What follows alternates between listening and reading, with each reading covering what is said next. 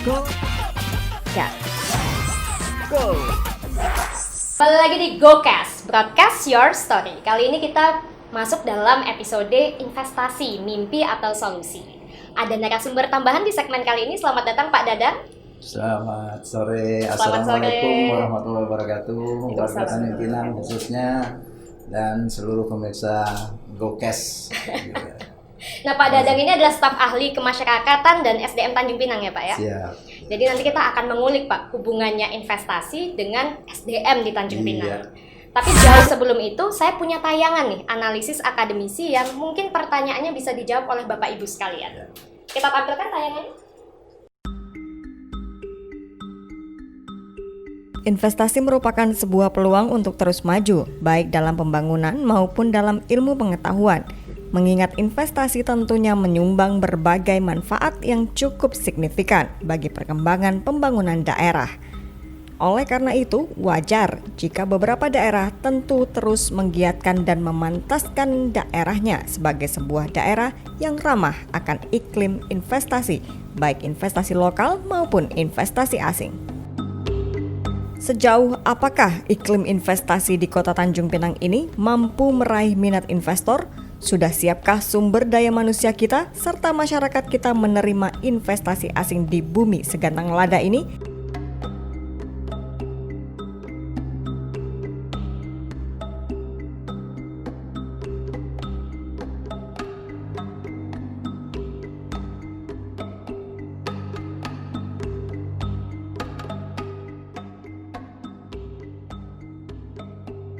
Ini jurnal oleh akademisi di Politeknik Negeri Batam. Saat itu dia mengkaji tentang kajian FTZ Batam Bintan Tanjung Pinang Karimun yang ditulis 2012. Cukup lama Pak, Ibu, karena memang tidak banyak analisis tentang FTZ ini. Nah, beliau mencatat di tahun 2008, berarti setahun setelah BP ya Bu ya, setelah FTZ ya.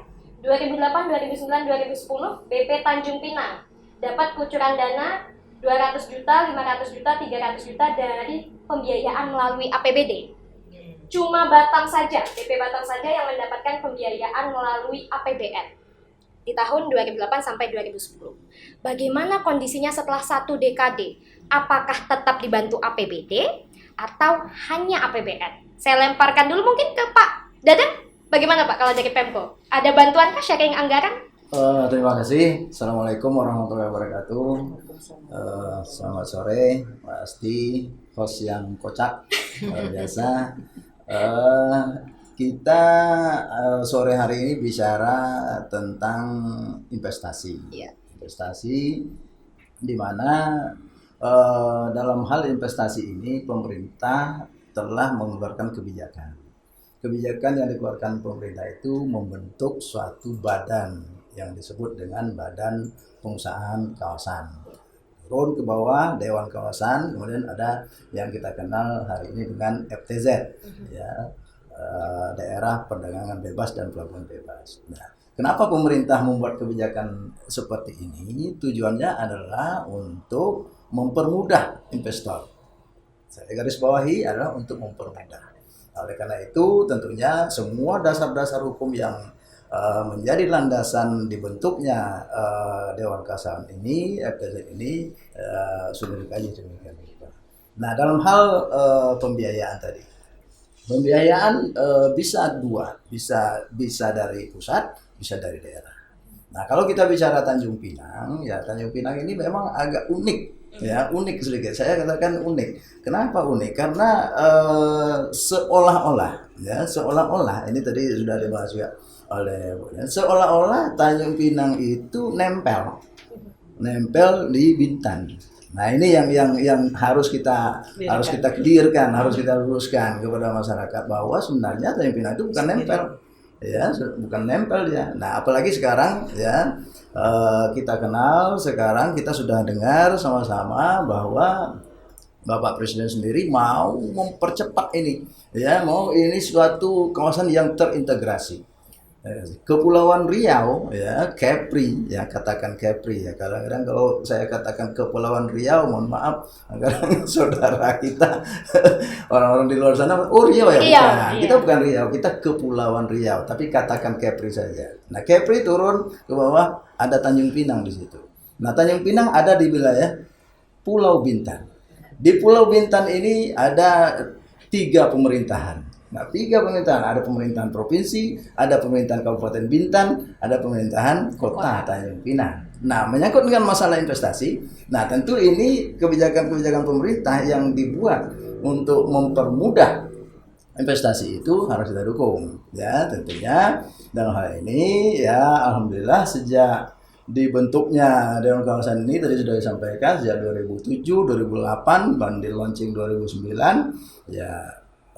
Kami melihat memang geliat Tanjung Pinang itu memang masih kurang. Terus terang saya katakan ya dari kacamata pemerintah kota Tanjung Pinang kita melihat masih kurang. Kenapa masih kurang? Nah ini ya nanti kita akan berkolaborasi ya menarik sekali hari ini sinkronisasi regulasi, sinkronisasi program, ya bahkan promosi. Nah ini harus sama-sama kita kerjakan. Saya kira tetap masih bisa ada kemungkinan sharing bisa. kan Pak ya? Bersama kita bisa. Bersama ya Pak ya. Ini yang penting ya, yang paling penting adalah sebenarnya masyarakat harus tahu bahwa tadi sudah disampaikan oleh Bu Den sampai hari ini apa-apa saja sih langkah-langkah yang sudah diambil oleh FTZ Tanjung Pinang misalnya. Ya, kita melihat ya sudah ditetapkan 2 kawasan. 2 kawasan itu sebenarnya kalau kita mau, kalau dari sisi pemerintahan Kota Tanjung Pinang, kita tidak hanya mau 2 kawasan itu. Ingin semua Pak? Ingin semua. Tanjung Pinang itu potensinya luar biasa. Ya seperti tadi juga disampaikan oleh Bu Den, ada potensi perdagangan dan jasa di sini.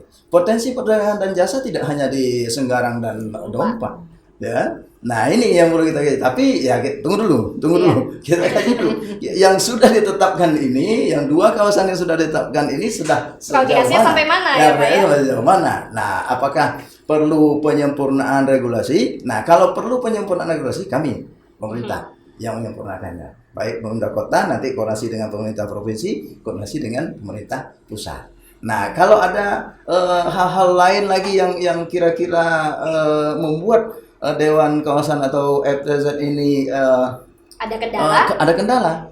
Nah, mari sama-sama kita carikan solusinya. Kan gitu. Jadi sebenarnya memang menarik topik pada sore hari ini, investasi itu mimpi atau solusi? Diawali dulu dengan mimpi. Memang harus diawali dengan mimpi dulu. Ya, bermimpi dulu kita. Setelah bermimpi pasti ada solusi. Jadi malah bukan atau ya Pak, mimpi dulu baru solusi. Gitu. Ini harus ganti judul kan jangan-jangan Pak. Kalau gitu ya Pak ya. Dan solusi. Jadi ada diawali dulu dengan mimpi. Karena sesuatu itu ya mimpi itu kan sama dengan visi. Iya. Visi kita ke depan seperti apa? Ya tentu FTZ dalam kawasan wilayah Tanjung Pinang sudah bermimpi dia untuk 5 tahun ke depan apa? Ya kan? Lalu turun ke bawah, ya 2 tahun ke depan apa? Turun ke bawah, setahun ini apa yang kita kerjakan? Itu kan mimpi-mimpi kita, ya visi kita ke depan. Pasti ada solusinya, gitu. Jadi kalau diminta lagi dari pemerintah selalu siap. Buktinya apa? Buktinya pemerintah serius, ya menetapkan kawasan Kepulauan Riau. Ya ada 4 wilayah tadi sudah disebutkan, ya Batam, Bintan, Karimun, dan Tanjung Pinang. Nah, cuman Tanjung Pinang ini kadang-kadang BBK, kadang-kadang masyarakat hanya tahu Batam, Bintan, Karimun. Iya. Ya, Tanjung Pinangnya di mana? Rupanya Tanjung Pinang itu ada di wilayah Pulau Bintan. Nah, ini yang harus kita. Jadi jangan salah kaprah kalau ada yang nyebut BBK saja. Di Bintan itu ada Bintan, ada Tanjung Pinang. Karena kita nyebutnya pulau ya, Pak ya. Itu dia. Bu, tadi Pak Dadan sudah bilang bisa sharing anggaran. Kita kan pengen klarifikasi juga. Kalau dari FTZ-nya, kalau dari BP-nya, sharing anggarannya berlangsung nggak sampai 1 dekade atau terhenti di 2010 saja? Ya, kita waktu pertama kali di BP, jadi setelah tentu kita koordinasi dong dengan teman-teman Batam, Karimun, karena kita tidak bisa samakan dengan koordinasi dengan kawan-kawan Bintan dan Karimun. Iya. Karena kalau Batam kan dia sudah BLU, dia mengelola sendiri, dia punya rumah sakit, punya bandara, punya pelabuhan, bisa menggajinya karyawan sendiri gitu. Nah, kita ini kan di sini nggak bergaji. Nah, kalau untuk Bintan sama Karimun itu dibantu dari APBD dan tiap tahun sampai hari ini masih dibantu APBD gitu kan. Nah, itulah untuk nanti ada honor kantor, apa segala macam. Nah, kalau di Tanjung Pinang kita hanya mengandalkan APBN. Jadi ada honor-honor yang bisa diangkat oleh APBN dan itu fungsinya hanya security, cleaning service, pramugari dan supir. Itu yang bisa dibayarkan. Yang selebihnya kita padahal punya potensi. Ibu sudah membina malah tahun 2000 ini ya, sekitar tahun 2016 sampai 17 itu kita malah merekrut staf-staf BP itu ibu pakai tes. Ibu bikin tes secara tertulis, ibu bikin tes bahasa Inggris, tes komputer, ya jadi kita merekrut itu juga ada dasar seperti Quality itu. control Quality penting controlnya ya, Bu, ya? penting karena yang kita hadapi itu bukan orang sembarangan, yang orangnya on time ya. Investor itu kan on time, dia nggak mau waktunya terbuang. Nah jadi makanya staff kita pun harus siap, SDM kita pun harus siap dengan seperti itu. Ya alhamdulillah berjalannya waktu, kita pun sudah staff kita pun sudah bisa mengikuti irama kerja. Ya kita punya tadi seperti Mbak Asti bilang ada quality control kinerja staff gitu kan. Ibu ada warning, kalau misalnya tak disiplin kita kasih warning apa segala macam seperti itu. Ya mudah-mudahan sampai hari ini cukup inilah staff-staff kita itu kan cukup mumpuni lah untuk melayani para investor itu ya betul. Tadi FTZ melayani investor. Pertanyaan saya, jadi ketika ada BP ini yang diuntungkan investor atau masyarakat dari sudut pandang Bapak Ibu sekalian? Bagaimana Pak Dadang melihat fenomena adanya BP wilayah Tanjung Pinang? Nanti yang untung investor sepihak saja atau masyarakat? Apa keuntungan masyarakat nantinya? Jadi begini, Pak Asti ya, dan pemirsa Bokes yang berbahagia, dua-duanya diuntungkan. Ya, keuntungan bagi investor bahwa kita berikan insentif kepada mereka. Bebas Berupa pajak ya, Pak? kemudahan-kemudahan tadi yang sudah disampaikan. Semua kita berikan. Kemudahan-kemudahan apa? Perizinan kita mudahkan. Ya, bahkan semua kita mudahkan semua. Itu keuntungan bagi investor. Nah, tentu bagi masyarakat ya terdampak ya dalam hal ini multiplier efeknya tentu akan kepada masyarakat. Nah, kalau misalnya di suatu wilayah mungkin nanti Bu Den bisa jelaskan, kita bangun satu pabrik misalnya di wilayah Dompak misalnya, itu akan menyerap tenaga kerja yang tidak sedikit. Itu kan masyarakat diuntungkan.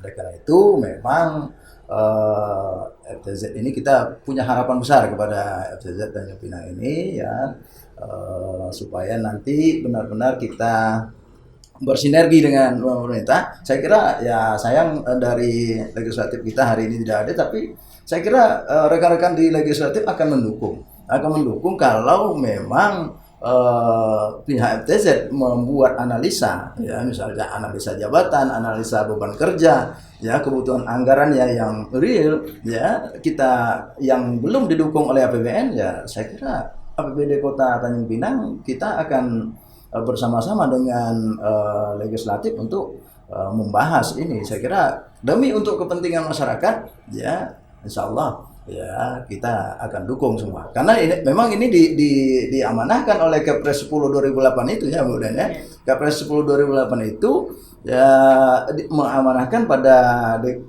diktum kedua poin B itu bahwa untuk membantu pelaksanaan tugasnya Dewan Kawasan itu dapat membentuk tim konsultasi, tim ahli bisa dibentuk. Nah, tentu begitu kita membentuk tim ya, konsekuensinya ada biaya. Nah, dari mana biayanya? Kalau belum didukung oleh APBN? APBD.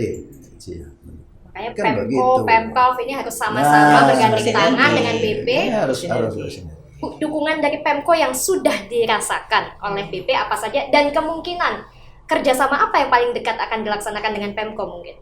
Yang jelas sekarang ini kita tuh sangat berharap sekali Pemko bisa maksimal mendukung FTZ itu di bidang perizinan. Karena itu pintu pertama bagi investor untuk membuat tapak lah, membuat fondasi di wilayah dia. Jadi tentu mereka awal-awalnya seperti sedikit Ibu sampaikan, mereka datang, kan kita promosi di baik dalam maupun luar negeri. Sudah lama kita promosikan, lalu kita juga punya pamflet biasa kita kirimkan seperti itu kan. Mereka datang, mereka melihat lokasi, mereka tertarik dengan suatu lokasi di Dompak maupun di Senggarang. Nah, kami mau di sini Bu, kami pengen ini, gitu kan. Lalu kita bilang oke, you bikin bisnis plannya modal investasinya berapa, tenaga kerjanya berapa, semua kan berarti bisnis plannya pintu masuk dia. Nah di sini kita mengajak Pemko untuk bagaimana mempermudah perizinan karena di BP itu belum bisa mengeluarkan perizinan. Belum bisa Belum. Nggak hanya Tanjung Pinang, Bintan, Karimun juga seperti itu. Itu semua perizinan masih di Pemdanya masing-masing. Nah, itu kita berharap Pemko bisa maksimal untuk juga memberikan perizinan. Karena Ibu sama teman-teman di BP itu punya prinsip satu pintu. Jadi mereka datang bawa berkas ini Bu, data-data kami, dan kita janjikan 2 minggu lagi pulang udah dapat ini misalnya ya perizinan itulah ya seperti itu. Jadi kita yang bergerak, tim kita yang bergerak itu udah bentuk tim untuk bergerak. Alhamdulillah kemarin itu kita dengan PTSP ya Pak Dadang ya sangat bagus sekali hubungannya dan dibantu kontak PTSP juga. Malah kadang-kadang pengusaha itu nggak ngerti tuh cara ngisi OSS itu. OSS Jadi malah malah mereka bingung. iya ngisi OSS itu nggak gampang gitu. Yang jadi dilema juga Dompak sama Senggarang, khususnya Dompak lah. Dompak itu kan belum ada nama jalan. Iya. Itu jadi nampaknya sepele, tapi nama jalan tuh di OSS kalau nggak diisi reject. Gitu. Contohnya, dia punya lokasi di sini, ya kan, di satu titik di sini. Dia harus masukkan lokasi itu nama jalannya apa, alamatnya apa, RT mana, RW mana, segala macam. Itu kalau tidak lengkap itu OSS reject. Nah, seperti itu udah kita bahas berkali-kali juga di tingkat pusat. Bagaimana harus mengkomplitkan atau mempermudah lah ya, untuk bisa jangan sampai itu. Nah ini peran BKPM, Badan Koordinasi Penanaman Modal itu kan dia harus juga meng-hire seperti itu. Jadi kalau ada kesulitan seperti itu sekarang sudah ada progresnya, kita lapor aja ke BKPM. Langsung lapor ke Ya BKPM langsung lapor, BKPM nanti yang mengolah seperti itu. Kita aja hanya kasih titik-titiknya aja, misalnya titik ordinatnya ini, lokasinya begini, kita kasih gambar, peta seperti itu. Berarti memang sudah ada studi kasusnya ya Bu? Ya itulah, makanya harus belajar dari pengalaman, kita harus bisa membuat terobosan. Kalau mereka diberikan ngisi di OSS itu pada mungkin patah harang lah, ibaratnya seperti itu. Jadi kita selalu dampingin dari tim kita, biasanya kan tim PTSP, Pak Zami beserta adik-adik tim PTSP itu selalu mantau, dampingin, kira-kira apa nih kendalanya.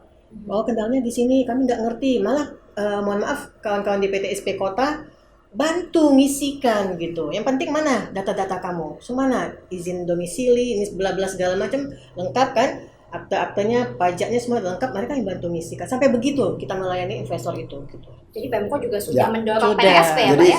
Jadi saya tambahkan Mbak Asti, saya tambahkan begini. Pemko serius. Ya, bukti dari keseriusan Pemko itu beberapa tahun terakhir kita sudah merubah ya SOTK kita. Ya, SOTK kita rubah. Sekarang kita bentuk satu dinas sendiri, ya dinas sendiri namanya Dinas Penanaman Modal dan Pelayanan Terpadu Satu Pintu. Ya, Dinas Penanaman Modal, Pelayanan Terpadu Satu Pintu, satu pintu. Dari semua perizinan satu pintu.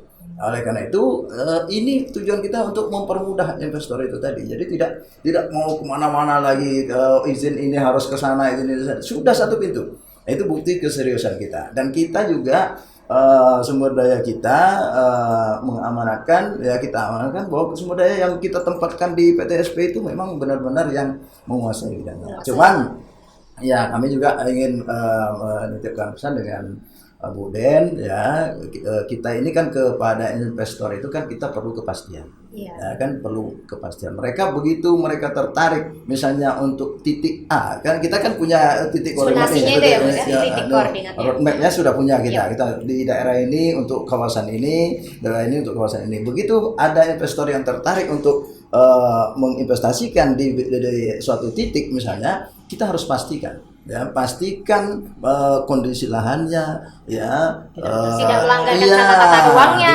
tata ruangnya dan kepemilikan lahannya seperti apa. Nah, tadi juga disampaikan bahwa kalau memang lahan itu milik masyarakat, ya mungkin masyarakatnya ikhlas menghibahkan dan sebagainya. Kalau memang perlu ganti rugi, ya monggo jangan tinggi dong. Itu karena kadang-kadang kan ya rahasia umum ya kalau begitu mendengar ada investor mau masuk, wah ini bisa naik nih harga lahan saya kayak gitu. Ini yang sulit juga ya Pak. Ini bagaimana kita positif mindset, masyarakat juga harus. Jadi masyarakat juga harus itu. Nah ini juga nanti Dewan Kawasan juga akan berupaya seperti itu ya, memastikan lahan-lahan itu. Berarti bicara soal investasi masuk ke Tanjung Pinang, peran BP penting, peran Pemko penting, ada peran juga masyarakat Iya, juga sangat pasti, penting ya Pak ya. pasti. Tidak hanya membebaskan lahan, tapi juga bicara soal menyiapkan sumber daya manusia yang nantinya kan investor asing nih, kita akan bahas Pak. Sejauh mana skill set SDM di Tanjung Pinang disiapkan menuju investasi di Tanjung Pinang, iklim yang sehat ini, iklim investasi.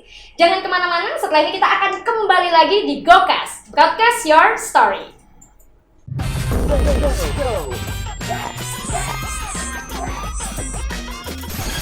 Go. Gas. Go.